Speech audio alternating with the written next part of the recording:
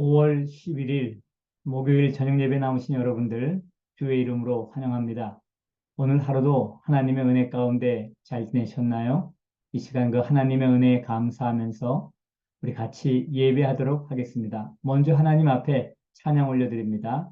새 찬송가 447장 이 세상 끝날까지 가사를 잘 음미하면서 찬양 드려보시기 바랍니다. 우리에게 많은 위로가 되는 그러한 가사입니다. 하나님 앞에 함께 찬양으로 영광을 돌리겠습니다. 화면 전환에 시간이 조금 필요합니다.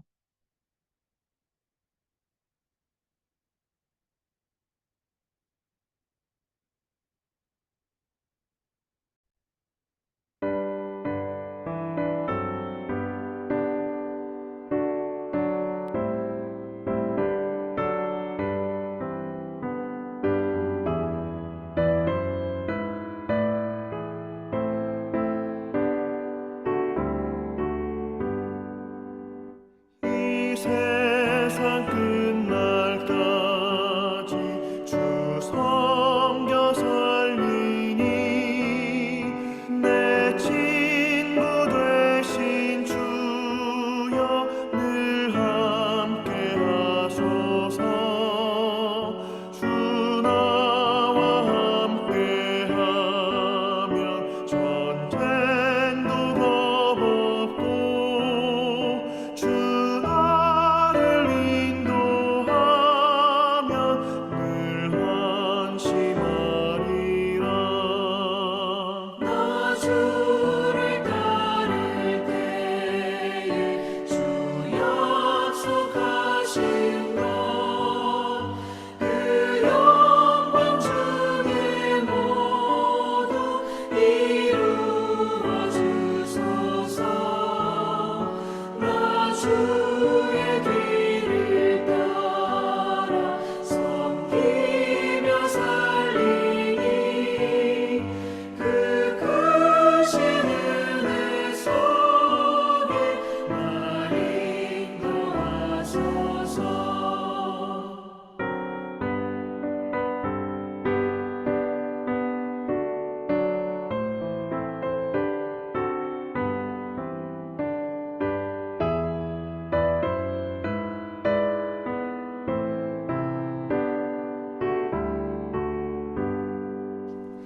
이 세상 온갖 시험 내 맘을 흔들고 적악한 원수들이 압박해 있으나 주 나를 돌보시사 내 방패 되시고 내 옆에 계신 것을 늘 알게 하소서. 저 영광 빛난 곳에 주 허락했으니 그 허락하신 곳을 늘 사모합니다. 끝까지 쉬지 않고 주 따라가리니 주 넓은 사랑으로 늘 인도하소서. 아멘.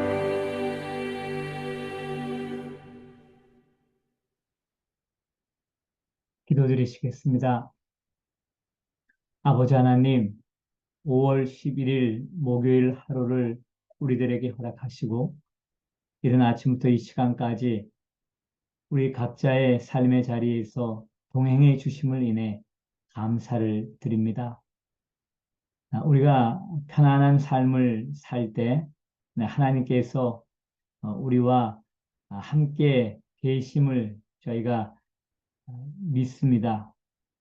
비록 눈에 보이지 않지만 하나님께서 우리와 함께 하심을 고백하고 감사합니다. 그런데 우리 삶의 기초가 흔들릴 때, 예상하지 못한 환난이 당할 때는 정말 하나님께서 함께 하시는지 우리가 의심할 때도 있습니다.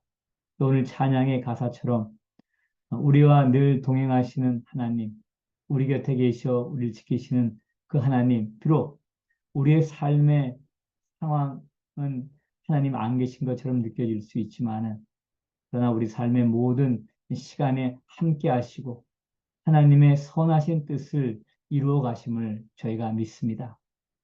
사람들이 아무리 악하고 이 세상에 아무리 악한 사건들이 많이 일어나도 여전히 하나님께서 이 땅을 주관하고 계시고 우리의 삶을 인도하심을 믿습니다. 이 시간 그 하나님 앞에 나와 예배합니다. 하나님을 예배할 때 하나님 오직 홀로 영광 받으시옵소서. 그리고 하나님의 거룩한 임재를 저희가 경험하기를 원합니다. 하나님의 말씀을 통하여 또 함께 하시는 하나님을 통하여 하나님의 거룩한 뜻을 더 분별하게 도와주시옵소서. 그리고 하나님의 거룩한 임재로 말미암아 우리의 영과 혼과 몸이 새로워지는 시간이 되게 하옵소서. 예수 그리스도의 이름으로 감사하며 기도드립니다. 아멘. 이 시간 받을 하나님의 말씀 사무엘하 16장 마지막 부분입니다. 15절부터 마지막 절 23절까지의 말씀 같이 받도록 합니다.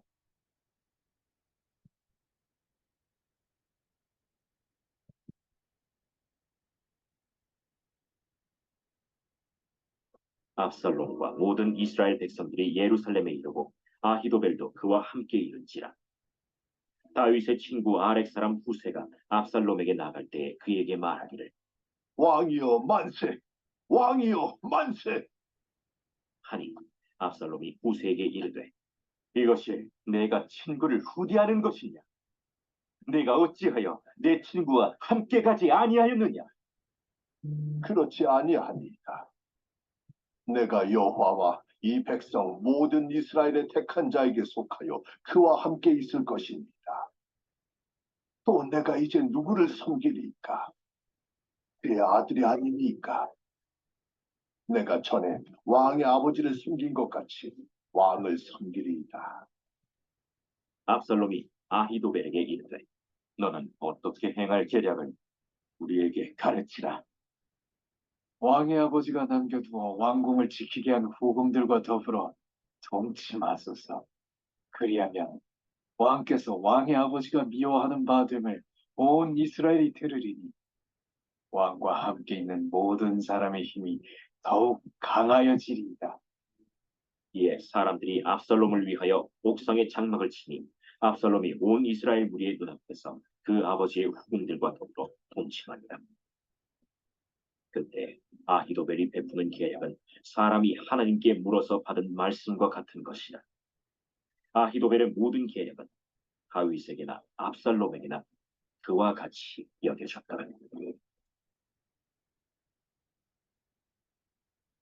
이 시간 우리가 받은 말씀은 드디어 압살롬과 나머지 반란군이 예루살렘을 차지하게 됩니다. 그리고 이제 두 인물이 등장합니다. 한 사람은 다윗의 친구이자 당대의 지략가인 후세, 그리고 마치 삼국지의 제갈국명과 같은 그런 지략가이며 모략가인 아히도벨, 이 두 사람의 이야기가 나오게 되는 것입니다. 이 이야기를 통해서 하나님이 우리에게 어떤 교훈을 주시는지 저희가 구체적으로 좀 살펴보도록 하겠습니다. 말씀을 좀 더 자세히 살펴보겠습니다.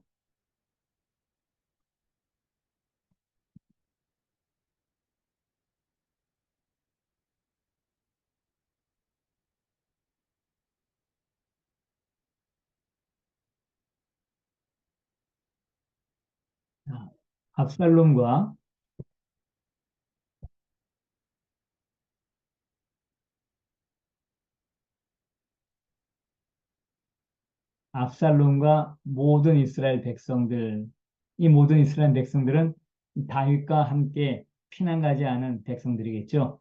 그 예루살렘에 이르렀고, 그다음에 특별히 아히도벨의 이야기를 하는데, 그것은 이제 앞으로 일어날 이야기에서 아히도벨이 중요한 역할을 하는 사람이기 때문입니다. 그래서 압살롬과 아히도벨이 예루살렘에 이르게 되었다. 자, 그런데 바로 그때 누가 등장하냐면 이 아히도벨하고 대립각을 세울 수 있는 후세입니다.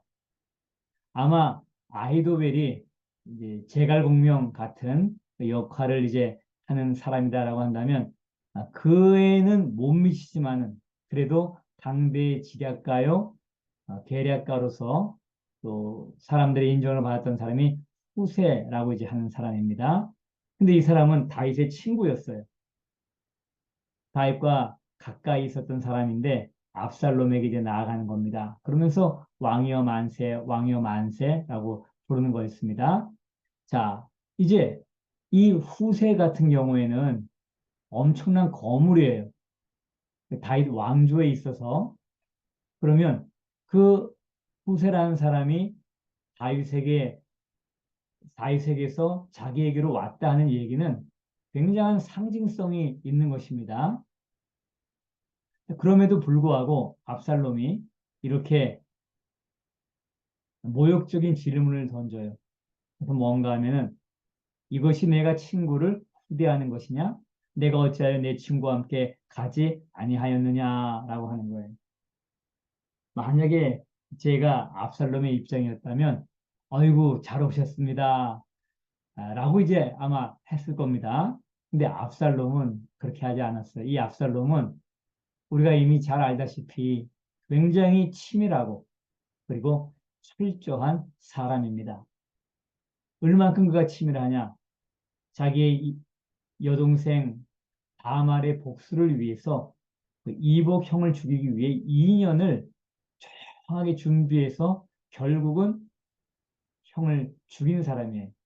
그리고 아버지에 대한 불만이 있었기 때문에 4년을 아주 치밀하게 그러나 굉장히 은밀하게 반역을 일으켜서 준비해서 4년 만에 반역을 성공한 그런 사람이에요. 그러니까 지금 후세가 딱 왔을 때 그걸 쉽게 받아들이지 않습니다. 그래도 자기 아버지 친구예요. 그리고 당대의 뛰어난 지략가입니다. 그럼 거기에 맞게 대우해 줄 수가 있잖아요.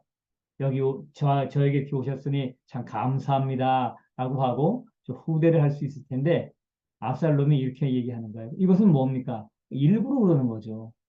일부러 모욕적인 질문을 하는 거예요. 만약 보통 사람 같았으면 어떻게 했을까요? 얼굴 색이 바뀔 겁니다. 자존심이 상해갖고. 그래서 이런 도발적인 질문을 의도적으로 압살롬이 하는 거예요. 마치 이것은 삼국지로 따진다면요. 이 압살롬은 조조와 같은 인물이 됩니다. 삼국지 얘기가 나왔으니까는 만약 우리가요. 이 배후에서 역사하는 하나님을 보지 못한다면 지금 우리가 읽는 이 사무엘 하의 사건들, 일어나는 일들 보면은 거의 삼국지의 얘기하고 거의 비슷합니다. 중요한 것은 이 뒤에 누가 역사하고 있는지, 누가 역사를 주관하고 있는지 보는 게 차이가 난다라고 하는 것이죠. 자, 아주 그냥 의도적으로 도발적인 질문을 한 겁니다. 자존심이 확 상하고 얼굴색이 바뀌면서 뭔가 틈을 이제 노출시킬 수 있을 정도로. 그런데 후세라는 사람이 만만한 사람이 아니에요. 자, 뭐 두 가지를 얘기합니다. 첫 번째가 이런 얘기를 합니다. 내가 여호와와 이 백성 모든 이스라엘의 택한 자에게 속하여 그와 함께 있을 것입니다. 택한 자는 누구예요? 이 그는 바로 압살롬이죠. 그러니까 하나님이 당신을 택하셨다라고 얘기하는 거예요. 여호와와 하나님이 택한 거 중요하죠. 근데 그걸 백성들이 인정하는가? 모든 백성들도 인정한다는 얘기예요. 그래서 나도 그와 함께 있을 것입니다. 라고 하면서 당신은 하나님이 세우신 사람입니다. 라고 지금 얘기를 하는 것입니다. 그리고 또 한 가지 얘기를 하는 거예요. 이게 아주 중요한 얘기인데요. 이렇게 얘기합니다. 이제 내가 이제 누구를 섬기리까? 그의 아들이 아닙니까? 다른 사람 섬기는 것이 아니라 아버지를 이은 아들 왕을 섬기는 것이다 라고 하는 거예요. 그러면서 내가 전에 왕의 아버지를 섬길 것 같이 왕을 섬기리이다. 이 얘기를 하고 나니까는 그냥 압살롬이 더 이상 질문하지 않고 의심하지 않고 넘어갔다라고 하는 것입니다. 제가 왜 이것이 중요하다고 하냐면은 이것이 다윗이 이 후세가 예루살렘에 돌아가서 압살롬의 휘하에 들어갈 때 의심을 분명 할 텐데 이렇게 얘기하면 받아들여질 것이고 그리고 아히도벨의 모략을 피하게 하나님이 하실 것이다. 그런 예언적인 얘기를 한 거거든요. 그때 다윗이 굉장히 구체적으로 알려준 거예요. 물론 단어 하나하나를 다윗이 알려준 대로 사용한 건 아닙니다. 그러나 의미적으로는 같아요.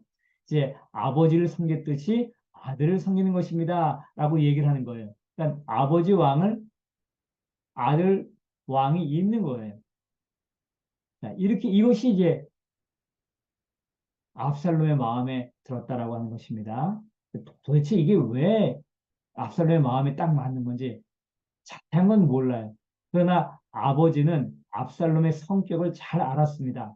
그리고 사실 압살롬에게는 교만이 있었을 거예요. 치밀하고 굉장히 사람이 뭐 음흉하다라고 할 정도가 된 사람인데 그러면서 자존심이 굉장히 세겠죠. 교만이 있습니다. 그래서 그 교만을 부추기는 얘기가 되는 거예요. 아버지를 이은 아들 왕을 내가 섬깁니다. 라고 이걸 딱 하니까 정말 딱 넘어갔다라고 나오는 것입니다. 자, 이렇게 해서 이제 오늘 본문에 두 가지 얘기가 나오는데 그 중에 첫 번째 얘기가 끝나게 되는 거예요. 여러분, 아, 오늘 이 말씀에서 우리가 이렇게 본다 그러면은 아히도벨도 굉장히 치밀한 사람이고 또 압살롬도 그에 못지않게 치밀한 사람입니다. 그럼에도 불구하고 친구를 위해 또 하나님의 나라를 위해 목숨을 걸고 압살롬의 휘하에 위장으로 들어온 이 후세가 받아들여지는 과정을 통해서 하나님의 섭리를 우리가 볼 수가 있다라고 하는 거예요. 여러분, 압살롬이든 아히도벨이든 나머지 반란군이든 간에 그 사람들이 예루살렘을 차지하고 하나님의 기름 부음 받은 다윗왕을 몰아내는 것 하나님의 뜻인가요? 그렇지 않죠.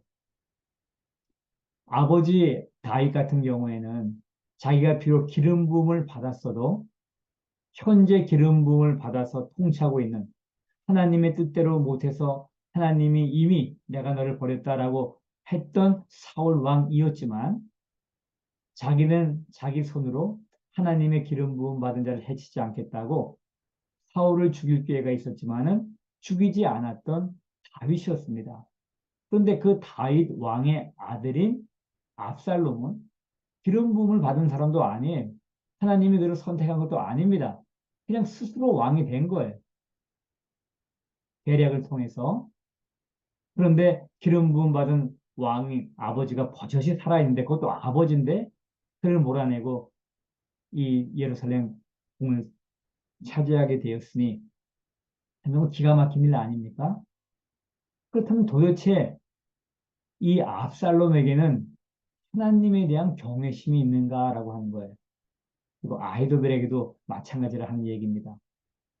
그러니 이것은 처음부터 실패를 미리 다 예상하고 시작한 일과 같아요. 본인들만 모르는 거죠. 그러니까 역사의 주관자가 누구인가라고 하는 것을 압살롬이나 아히도벨은 몰랐던 겁니다. 그냥 자기들이 자기의 계략이라든가 지략이라든가 사람을 동원해서 그리고 어떤 기회만 얻게 된다면 그냥 하는 거지. 이 정도 생각을 했다라고 하는 거예요. 자, 근데 여기에서 한 가지 실수가 나오는데 바로 후세를 받아들인 그것이 바로 그 실수라는 것이죠. 이것이 굉장히 작은 것 같지만은 나중에 이거로 말미암아 전세가 완전히 뒤집어지는 거고요. 그리고 압살롬의 반란은 실패로 끝나게 되었다. 그렇게 치밀하고 그렇게 철저했던 압살롬이지만은 하나님께서 그 마음의 눈을 가리신 것 같아요. 네, 지혜를 가린 것 같습니다. 후세를 받아들이게 되었다라고 하는 거예요. 자, 이제 그러고 나서 다시 이제 이야기가 계속되는데요. 자, 압살롬이 아이도벨에게 의견을 물어봐요. 우리가 어떻게 하면 좋겠나? 그래서 계략을 가르치라라고 얘기를 하는 것입니다. 그런데 그 계략이 굉장히 끔찍한 계략을 얘기를 하는 거예요. 그건 뭔가 하면은 왕의 아버지가 남겨 그 왕궁을 지키는 후궁들과 동침하소서. 후궁들 10명인가요? 바이당이 남겨놔서 궁을 지키게 했잖아요. 이 후궁들 열이 어떻게 지킬지는 모르겠어요. 청소는 할 수 있을지 몰라도. 그런데 아히도벨 이야기가 이 후궁들과 동침을 하라고 하는 얘기예요. 그러면 이유는 뭐냐 하면은 그러면 왕께서 왕의 아버지가 미워하는 바가 됐다. 근데 아버지의 후궁을 아들이 취한다 하는 얘기는 얼마나 이게 부도덕한 얘기입니까? 더군다나 이 하나님의 율법에 따라 살아가는 이스라엘 백성들에게 있어서는 그건 너무나 가증한 범죄이죠. 자, 그런데 아히도벨이 이렇게 한 이유를 이렇게 설명합니다. 이렇게 되면 온 이스라엘이 듣고 왕과 함께 있는 모든 사람의 힘이 더욱 강하여지리라. 즉, 이제 압살롬과 다윗은 화해할 수가 없다. 그러므로 죽기 살기로 압살롬도 자기 나라를 세워가기 위해서 애쓸 것이고, 그러면 우리도 죽기 살기로 한쪽 편 선택하는 거다라고 하는 거예요. 그래서 압살롬 편에 쓴 사람은 이제 완전히 우리는 압살롬만 믿고 쫓아간다. 그리고 이 안에서 우리는 이제 뭔가 누려도 누리는 것이다라고 해갖고 그들이 결집을 할 수 있다라고 얘기를 하는 거예요. 인간적인 생각으로서는 많은 얘기죠. 근데 여러분 이것은 도덕적으로나 신앙적으로는 굉장히 악한 그러한 계략이었다라고 하는 것입니다. 우리가 여기서 일단 한번 다음 절 보고요. 결국 동침하는 거예요. 압살롬이 동침을 하는 겁니다. 근데 왜 이렇게 됐는가? 그 당시 사람들은 어떻게 생각을 했냐면은 이렇게 생각했대요. 아히도벨이 베푸는 계략은 사람이 하나님께 물어서 받은 말씀과 같은 것이라 그 정도로 그 계략이 뛰어나다라고 하는 거잖아요. 그래서 다윗에게나 압살롬에게나 그와 같이 여겨졌다. 그래서 결국 동침을 했다라고 얘기를 하는 거예요. 그리고 여기에서 다시 한번 생각해 보는 것입니다. 도대체 하나님의 나라에 있어서 살아왔던 왕자였던 압살롬이나 또 당대의 지략가라고 하는 아히도벨이나 하나님에 대한 경외감,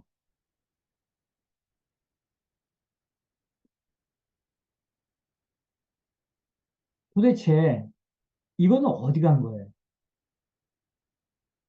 인간적으로 봤을 때 뭔가 효과적이고 목적을 이루는데 굉장히 유익한 어떤 일이 될 수 있어요? 근데 그렇다고 우리가 다 할 수 있습니까? 세상에서는 그렇게 할 수가 있다라고 하는 거죠. 삼국지에서는 그런 일이 나올 수도 있다라고 할 수 있을 거예요. 그런데 이들은 그러면 안 되죠. 왜요? 하나님이 살아계시고 하나님의 말씀이 그들에게 있기 때문입니다. 그러므로 해서는 안 될 일이 있다 하는 얘기예요. 바로 오늘 같은 일이죠. 결국 이러한 일들을 통해서 하나님은 압살롬과 아히도벨도 심판을 하시게 되는 거예요. 자, 전체 그림은 하나님이 압살롬의 반역을 통해 다윗의 죄를 징계하는 것입니다. 그러나 그렇다고 해서 아무런 잘못이 없는 그런 사람들이 어느 날 갑자기 그런 악역을 맡아가고 비참하게 가는 거 아니에요. 자기가 그런 죽을 길을 스스로 간다라고 하는 것이죠. 하나님은 그러나 그런 사람들, 악한 사람들을 들어서 악한 날에 또 사용하시는 거예요.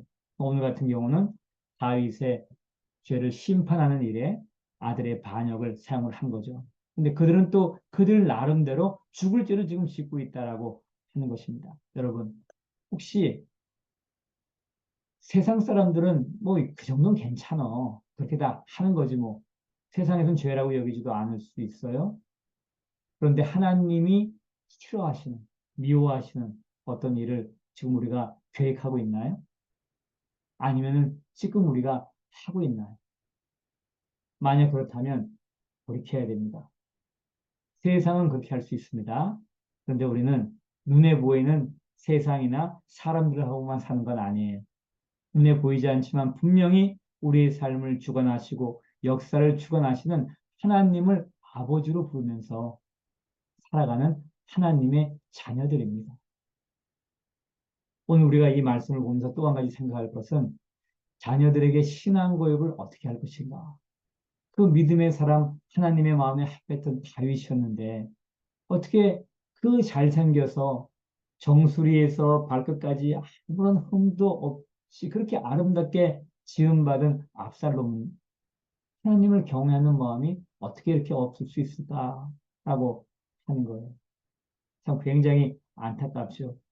그리고 아히도벨이 왜 이렇게 악한 계략을 만들었나라고 하는데 우리가 하나 추측할 수 있는 것은 그 아히도벨의 마음 가운데 있는 어떤 분노, 상처, 그것은 다윗 때문에 다윗을 향한 그런 게 되겠죠. 왜냐하면 다윗이 취한 우리아의 아내 밧세바가 아히도벨의 손녀예요.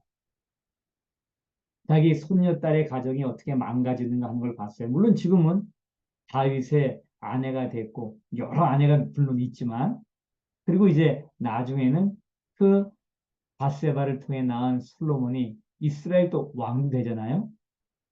지금은 아니에요. 그럼 나중에 이제 뭐 지위도 누릴 수 있을지 모르겠지만 자기가 생각했을 때 다윗의 죄가 괘씸하다라고 할 수가 있는 거죠. 멀쩡하게 잘 사는 그 손녀딸 가정을 파괴를 한 거 아니겠습니까? 그리고 차지한 거 아니겠습니까? 그러므로 거기에 대한 어떤 분노. 그러니까 이게 전부 다가 다윗의 그 죄와 연결되어 있는 그러한 일들이다라고 하는 거죠. 그래서 이 일이 일어났는데요. 놀라운 것은 뭔가 하면 아이도벨은 개인적인 복수가 있을 수 있고 또 인간적으로 생각해서 자기네 세력을 결집하기 위해 반란군의 세력을 한 대로 모으기 위해 짜놓은 계략이지만은 결국 이것은 하나님의 심판이 이루어지는 과정이었다라고 하는 거예요. 왜냐하면 하나님은 나단 선지자를 통해 다윗을 책망할 때 이미 이 일을 얘기한 거예요. 너는 은밀하게 간통을 했냐? 나는 백주의 사람이 다 보는 데서 너의 처첩들을 간통하게 한 것 보이겠다라고 얘기를 하신 거예요. 참 이건 너무나 놀라운 그리고 섬찟한 하나님의 섭리입니다. 우리는 우리 나름대로 어떤 일을 결정하고 행하는데 그 하나하나가 하나님이 자신의 뜻을 이루는 그러한 과정으로 사용할 수 있다라고 하는 것이죠. 그러므로 우리에게 중요한 것은 어떤 결정, 어떤 행동을 할 때마다 하나님이 기뻐하는 일, 성령님이 이것을 인도하는 건지 분별을 해야 된다 하는 얘기예요. 그래서 하루하루 살아갈 때 그렇게 한다면 비록 우리는 내일은 모르고 10년 후, 그 이후 일 모른다 할지언정 하루하루를 기쁨과 만족한 가운데 살아갈 수가 있다는 얘기입니다. 이런 은혜가 우리 모두에게 있기를 바랍니다. 기도하겠습니다. 아버지 하나님, 압살롬이 반란군과 함께 예루살렘을 점령하고 난 다음에 일어난 일, 후세, 그리고 아히도벨과 관련된 일련의 일들을 오늘 저희가 봤습니다. 아무리 사람이 치밀하고 철저하게 계산을 하고 한다고 해도 하나님이 그 눈을 가리시고 마음을 가리시면 어찌할 수 없습니다. 후세가 압살롬의 측근 가운데로 들어가고 그리고 아히도벨의 계략을 무너뜨리는 그런 일을 함에 있어 이런 실수를 압살롬에게 하게 만든 그 하나님의 섭리를 보게 됩니다. 아버지 하나님, 하나님께서 우리의 삶 가운데도 동일한 일을 함을 믿습니다. 비록 인간이 아무리 계획해도 하나님의 뜻이 이루어짐을 저희가 믿습니다. 아히도벨의 계략을 통해서 하나님께서는 자신의 심판을 다윗의 가정에 또 다윗 가운데 이 하심을 저희가 보게 됩니다. 우리가 매일매일 선택하는 그 일들, 결정하는 것에 대해서 하나님의 뜻이 무엇인지, 하나님을 기쁘시게 하는 것인지, 그 성령님의 인도를 받는 것인지 그걸 분별하게 하옵소서. 그래서 후회하지 않은 선택, 결정을 하게 하여 주시고 하나님의 기쁜 뜻을 이루는 우리의 삶이 되기를 원합니다. 예수 그리스도의 이름으로 감사하며 기도드립니다. 아멘. 여러분, 오늘 공동체 성경 읽기 하셨나요? 하지 않으셨다면 여러분 이 시간 공동체 성경 읽기 하시고요. 그리고 교회 공동체, 특별히 연약한 지체들을 위해서 기도해 주시되 아일랜드에서 일어난 총기 사고로 희생된 가족들, 특별히 그 한인 가족들을 위해서 기도해 주시기를 바랍니다. 은혜로운 밤 되십시오.